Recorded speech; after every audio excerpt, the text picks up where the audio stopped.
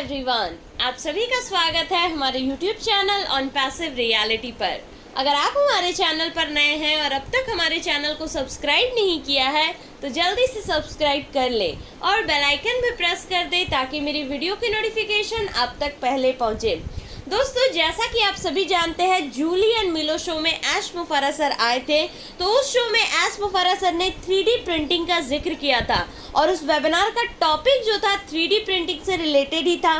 तो आज के इस वीडियो में हम उसके बारे में बात करने वाले हैं और साथ ही साथ हम सब डोमेन और सपोर्ट से रिलेटेड क्वेश्चंस को भी देखेंगे। तो प्लीज़ आप इस वीडियो को एंड तक देखिएगा।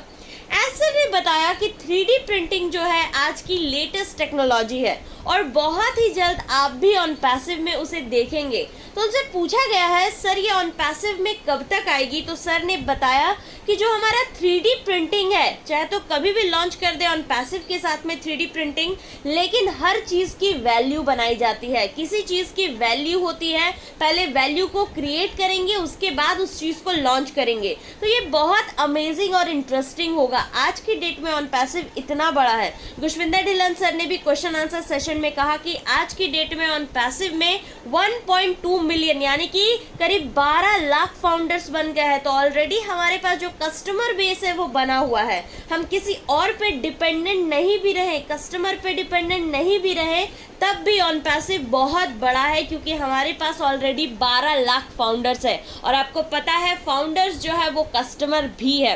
आप इसमें देखेंगे डे बाय डे ग्रोथ हो रहा है, कुछ नया आते जा रहा है और 3D प्रिंटिंग डेफिनेटली आने वाले टाइम में देखेंगे वैल्यू क्रिएट होगी। उसके बाद में आप देखिएगा इसका कितना ज़्यादा डिमांड होगा।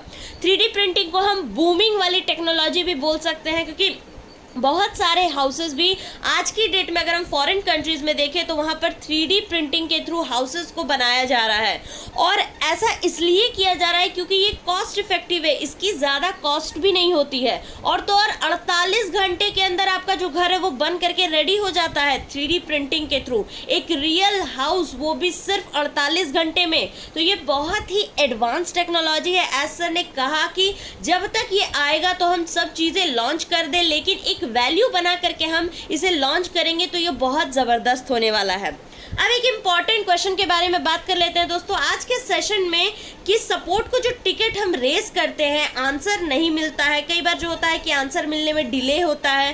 तो कई लोग हैं जिनका पेमेंट फंसा हुआ है, जिन्होंने रिफंड लिया है उनको नहीं आया है रिफंड, या फिर जिन्होंने अपनी आईडी को एक्टिवेट करा है बट जो एक्टिवेट नहीं हुई है और उनका जो अकाउंट है उससे पैसे भी डिडक्ट हो गए हैं। तो बहुत सारे इश्यूज है। तो सपोर्ट को लेकर के आपको बता दें कि जैसे ढिल्लन सर ने भी बताया कि यहाँ पर जो है ऑलरेडी क्या होता है कि ओ फाउंडर की साइट अभी भी कहीं जो है अभी हम देखें तो वो अपडेट ना कहीं नहीं हो रही है और कुछ चीज़ें जो है वो छूट जाती है या कोई पेमेंट फंस गया है। तो डोंट वरी, वो सब कुछ जो है धीरे धीरे हो जाएगा और ये प्रॉब्लम बहुत जल्दी सॉल्व भी हो जाएगी। तो आप वेट कीजिए, कभी कभी जल्दी हो जाता है ये, कभी डिले भी होता है। बट एक बार अगर आपके बैंक से पेमेंट डिडक्ट हो गया तो प्लीज़ आप दोबारा पेमेंट मत कीजिए। हो सकता है 1 महीना का भी समय लग जाए, लेकिन आपकी अगर आईडी है तो वो एक्टिवेट हो जाएगी। आपका रिफंड अटका है तो रिफंड भी हो जाएगा। यहाँ पर आपको प्रॉब्लम जो है इसको चिंता करने की बिल्कुल भी ज़रूरत नहीं है। जो भी आपके प्रॉब्लम्स है, जो भी इश्यूज है, वो सारे सॉल्व हो जाएंगे। अब बात करते हैं दोस्तों कि सब डोमेन आखिर क्या होता है।